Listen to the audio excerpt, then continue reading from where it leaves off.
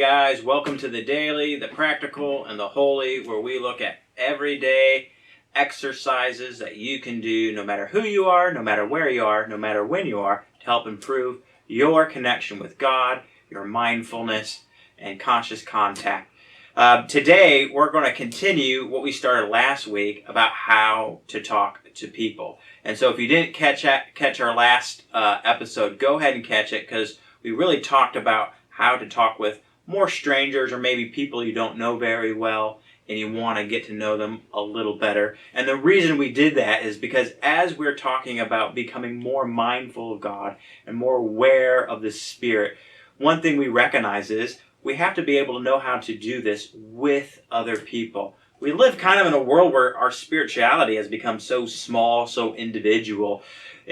This way of talking with people actually helps explore how to get to know people and how to help open up that mindfulness together with others. So today we're going to move a little in a different direction from talking to strangers to how do I talk to my kids.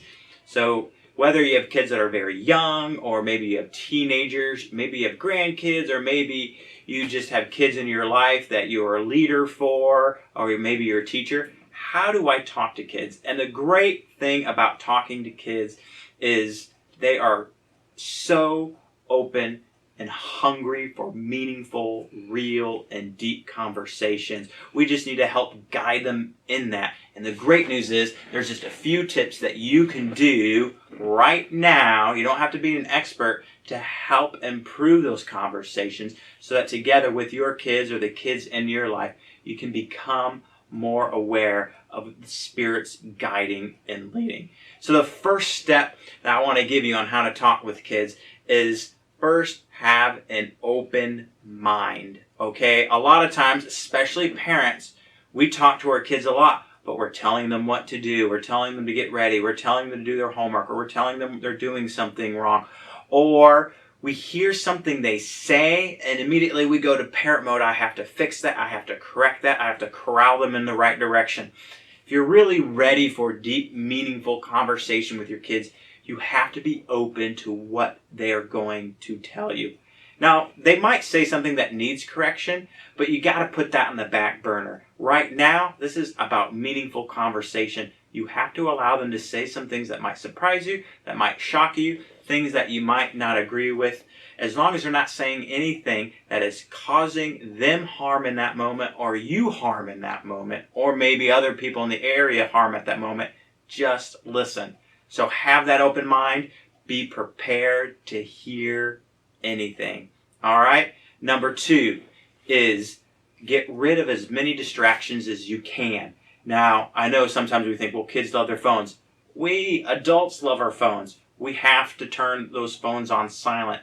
Listen, kids pick up those cues when we're on our phones. They pick up those cues when we're not paying attention. And if you are not fully engaged, there is no chance they're going to be fully engaged. They're going to think you're really not into it, because the truth is you aren't really into it. So minimize distractions. If you can get rid of the TV, if you can get rid of background noise, if you can get them off their phone without telling them to get off their phone, because if you spend the beginning of a conversation telling them to get off their phone, they're probably not going to be very open.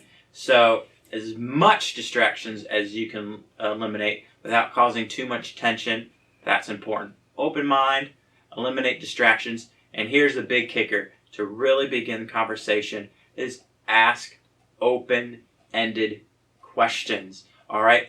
None of those close-ended questions are those questions that take one-word responses. How was school? How was your day? Fine. Fine. Did you get your homework done?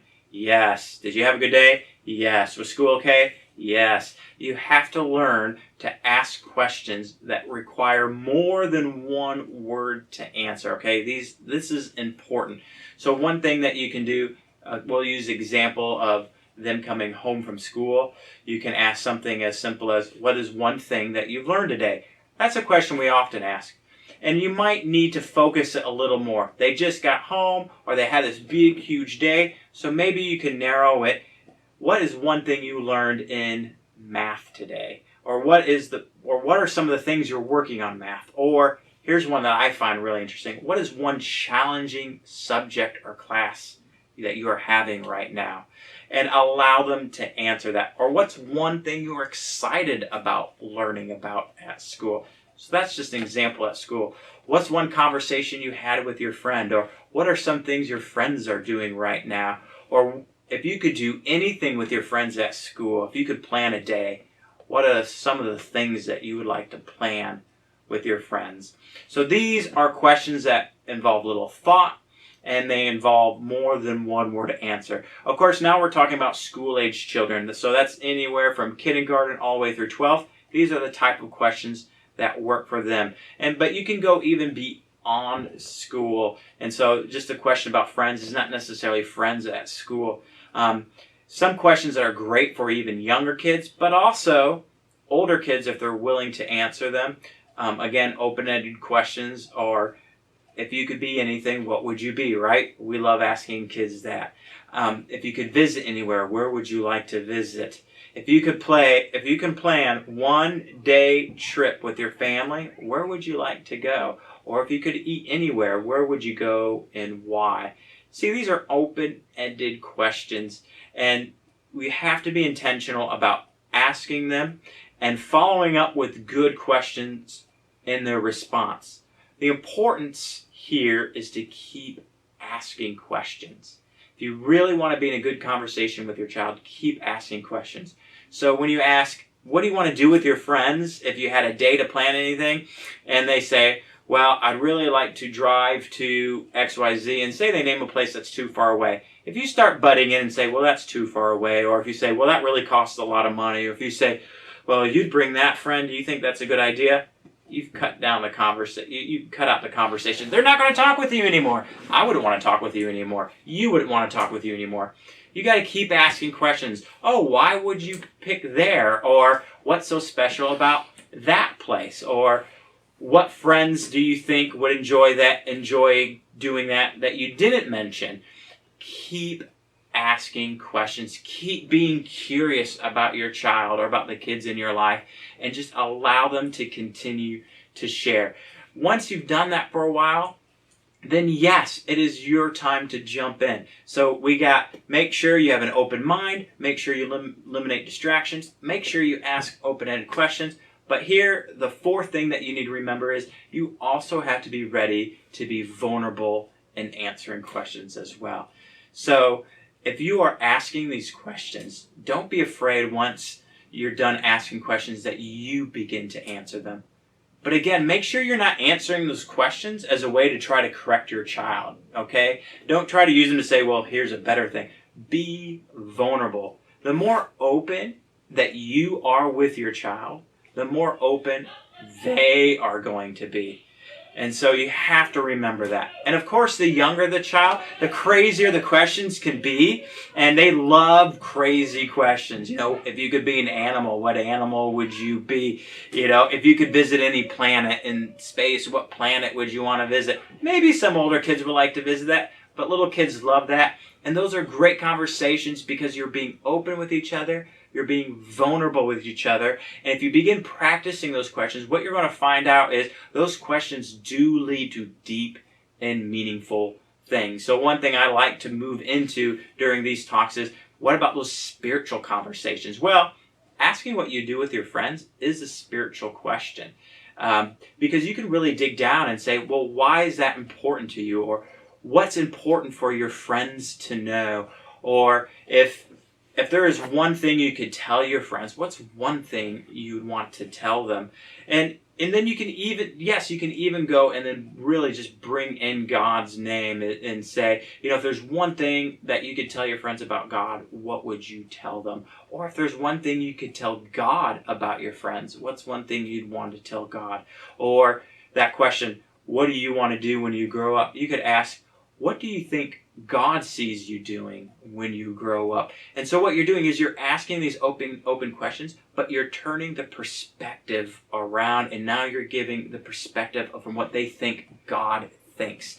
And that is a really great way to begin exploring what your child thinks about God, how they think about God, and help move them into a deeper relationship with God, but move them into a deeper relationship with you. That's the key, right? They're not doing it by themselves. They're doing it with you. And here's the thing is if you don't take your child into deep, meaningful conversations, especially deep, meaningful spiritual conversations, that means they're probably not having those deep thoughts.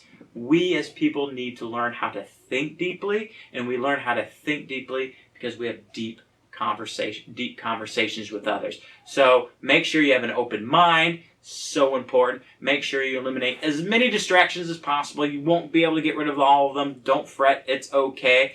Make sure you ask those open-ended questions. If you have a good idea of open-ended questions, let us know. There's literally thousands of open-ended questions you could ask.